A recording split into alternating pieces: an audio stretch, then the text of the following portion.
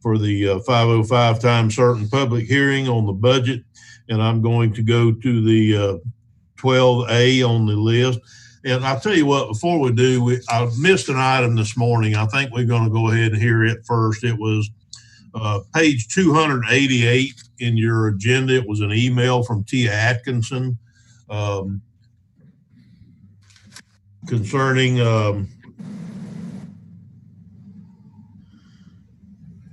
affordable housing. Yes, saying that in a recent training event that we're supposed to have somebody on affordable housing. Is that correct? Yes, that's correct. We need to have one of the elected board members as part of the AHAC committee. Okay, with me up for re-election and Commissioner Harvey taking on just about everything that there was this morning to take on, we at least for temporarily, is this something I appoint, Rich, or is this something that that I ask the commission to give us a motion on? How do I go from here? You know, other places I work, the commission takes a motion, but a lot of things here are at the discretion of the chair. So okay. I would look for volunteers at this point. Okay, Commissioner Pickens, would you volunteer to do this at least temporarily?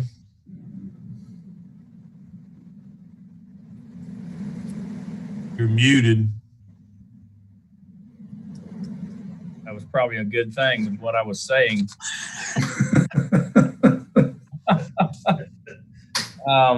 Is this I guess there is a webinar on 29th at 2 p.m. Yes, sir. There's a training.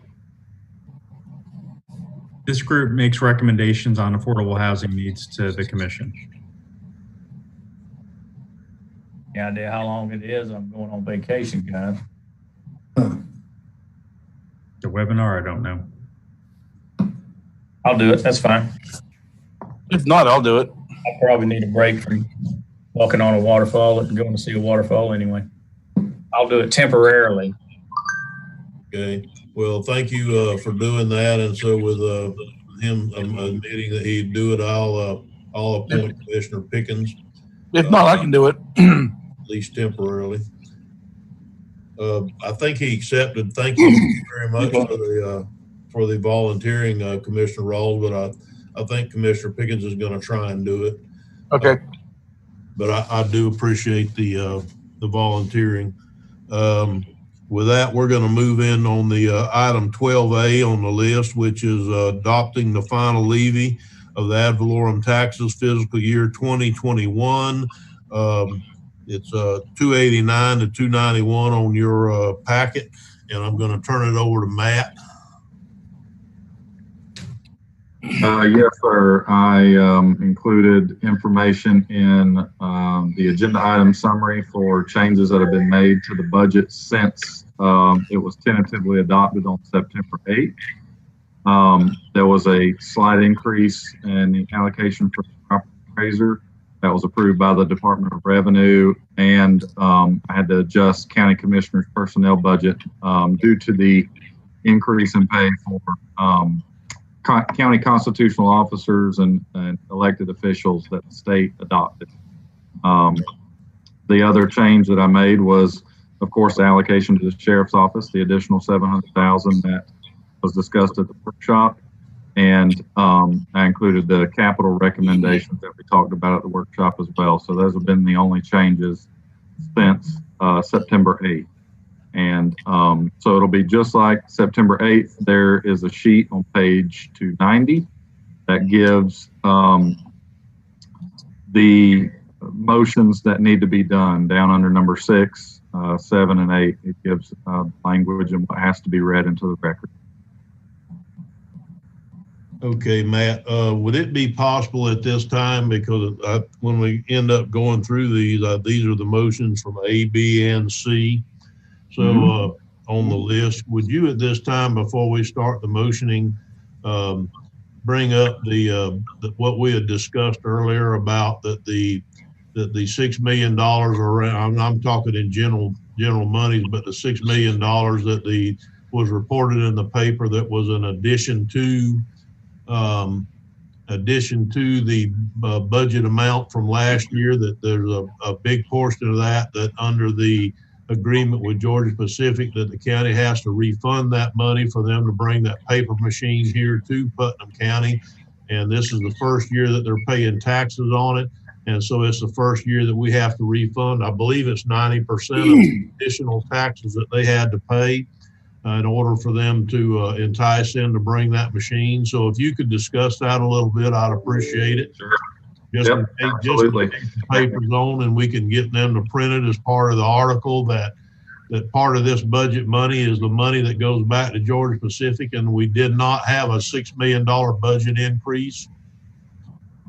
Yep. And actually, you know, the amount that the budget was going up, it showed in the ad in the paper that the budget was up 19.5%. But if you'll remember back on the budget workshop that we did on July 13th, there was a slide in there, slide number 5. I've got it pulled up here, and it explains 18 million of the increase right off the bat. One of the increases was in the general fund, and that's what you're referencing. Regarding about $5.5 million more in ad valorem taxes, but 4.2 million of that has to go back to GP per that economic development agreement that the county commission signed several years ago now. I think that was back in 2016 or 17. Right. And so that is actually brought into the general fund. It's then transferred out of the general fund into the economic development fund. So really, the money is counted essentially twice. So it's $4.2 million increase in the general fund, and it's also a $4.2 million increase in the economic development fund. The total impact to the total budget is $8.4 million of that increase. But the remainder of the increases to the budget, the substantial portion of it is all balanced forward. For example, sanitation fund was $4.6 million. Balance forward in the fire fund was up 1.1 million. The balance forward in the general fund was up 1.5 million. So all of those add up, as well as a lot of carry forward projects. That was also in changes to the budget since July worksheet that I gave the commission on September 8th. It showed everything, all of the line item detail changes from that date. For example, in the Better Place Fund, the dirt to pave project for this fiscal year that is out to bid now is going to carry forward, obviously, in the next fiscal year. That was almost a $3 million impact. So, you know, those things play into that total increase when you look at the total budget. And we have, of course, had other projects in the Capital Projects Fund and the Road and Drainage Fund that are being carried forward. So that's the reason for those increases. Okay, like I said, I just thought that it needed to be part of this conversation, that we didn't have the tax increase that it seemed like with the money, the ad that was placed in the paper, that the actual increase was around 1.7, I think it was, and then before we had to take the monies that were committed out of that. Commissioner Harvey. Thank you, Mr. Chairman. I was chairman of the board at the time we signed the agreement with Georgia Pacific, and it was also tied to jobs.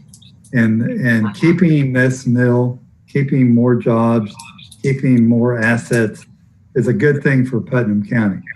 And make no mistake, we were competing against other mills that wanted that paper machine. And the worst thing we could have done was not give incentives for them to be able to stay here in Putnam County. Some people think they wouldn't have left, but I couldn't have been sure of that, and neither could the board at that time. So we did the right thing, and we offered them incentives, and they accepted them, and we're seeing the benefits of that now. So thank you, Mr. Chairman. Commissioner Harvey, please rest assured that I wasn't second guessing y'all before we got here, because I was totally on board with what we did and still am. That because I do believe that they wouldn't have stayed for an extended period of time without the additional investment in the mill.